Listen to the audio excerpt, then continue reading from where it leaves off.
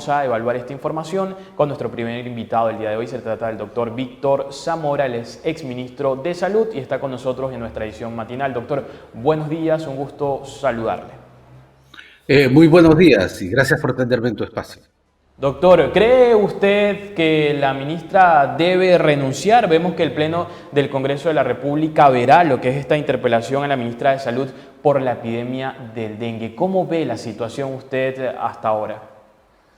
Bueno, en primer lugar, yo creo que hay que reconocer que estamos enfrentando un problema muy grave, que es la epidemia del dengue, que cubre más de ya 20 regiones, que contrariamente a lo que se ha venido diciendo, no es una epidemia en fase de control, sino que en pleno escalamiento.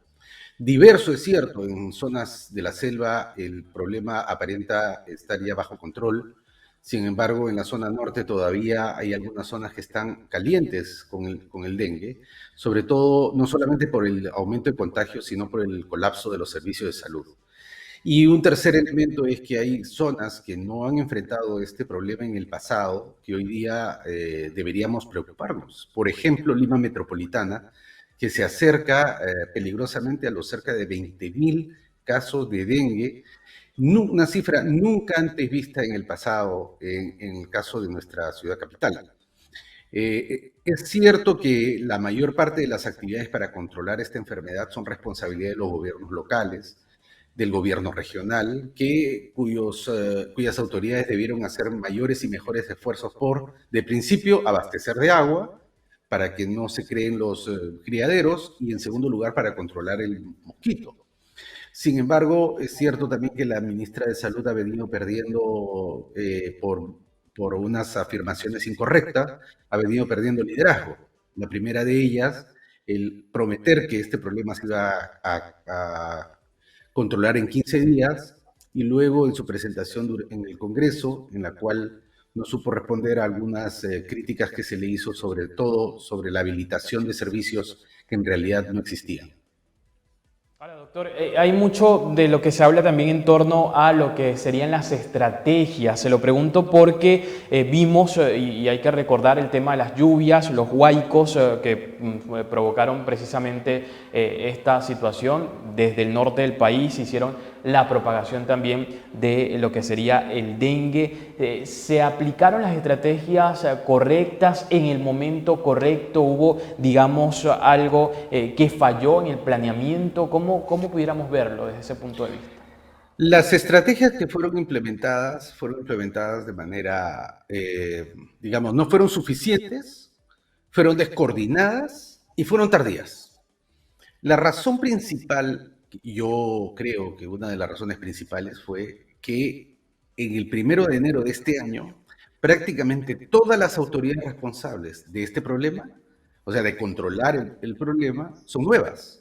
Empezando por la presidenta de la República, que acababa de asumir su cargo en las últimas 2 semanas del mes de diciembre del año pasado, y todos los gobernadores regionales y todos los alcaldes provinciales y distritales asumiendo sus cargos en el mes de enero, dándose cuenta que tenían un problema en el mes de febrero, empezando a activar en marzo, tarde.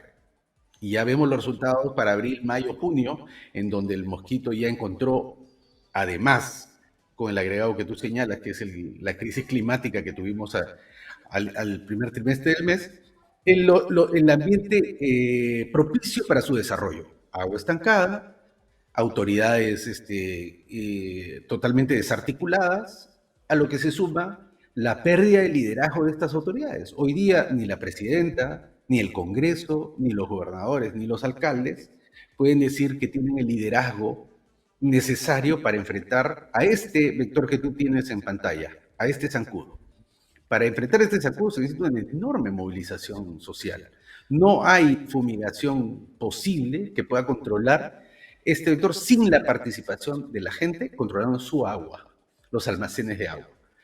Este liderazgo no existe. Es más, se va deteriorando. Por ejemplo, el día de hoy me he enterado que el gobernador regional de La Libertad está pidiendo licencia por vacaciones en plena epidemia de dengue. Entonces, con ese liderazgo es muy difícil acometer una tarea de esta magnitud. Ahora, ¿cómo pudiera definirse, digamos, también, doctor, el rol del Ministerio de Salud al día de hoy? ¿Hay una epidemia en el Ministerio de Salud de descontrol, de improvisación? ¿Cómo se puede definir, digamos, hasta ahora, digamos, el rol de la ministra y de la cartera ministerial como tal? Mire, la ministra en realidad tiene las manos atadas para poder actuar a nivel regional, por dos razones. La primera, el abastecimiento de agua continua no es responsabilidad de ningún ministro de salud. Esa es responsabilidad de los municipios y los gobiernos regionales.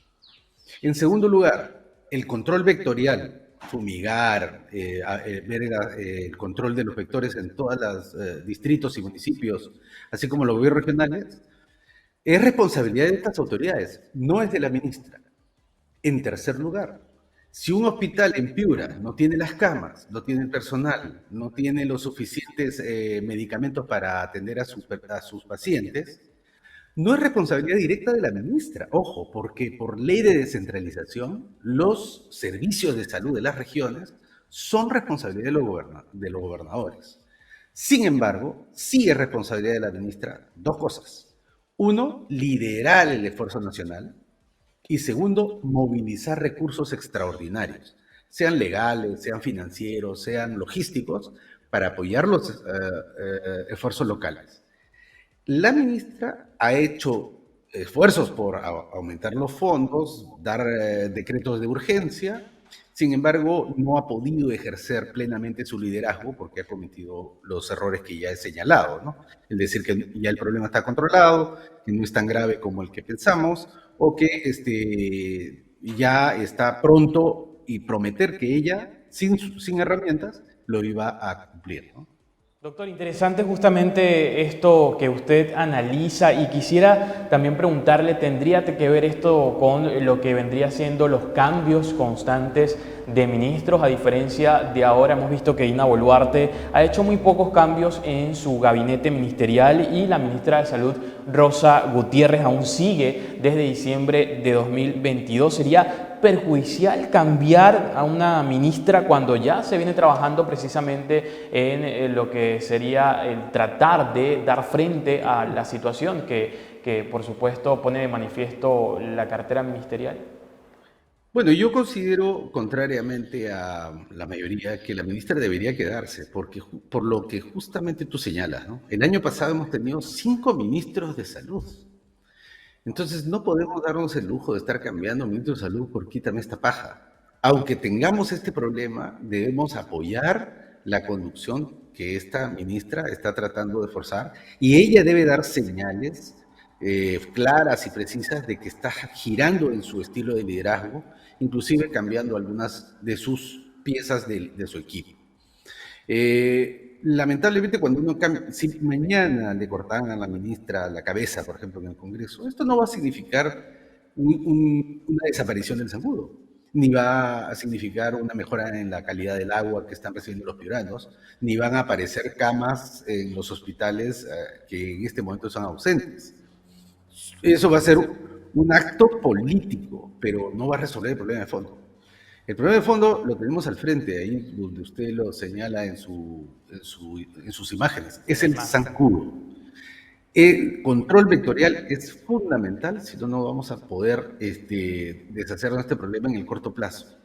Y la segunda razón por la cual no deberíamos darnos el lujo de estar cambiando ministros a cada momento, es porque esta es una de las pocas ministras que, a contrario del gabinete, cuando llegaba a las regiones no era expulsada, apedreada, abucheada, insultada, ¿no? Podía entrar a las regiones y ella es la responsable de liderar la respuesta frente a la eventualidad del fenómeno del Niño la segunda parte de este año. Si tenemos fenómeno del Niño, vamos a continuar con dengue y en la situación que estamos va a ser mucho peor el número de muertes y contagios que vamos a tener.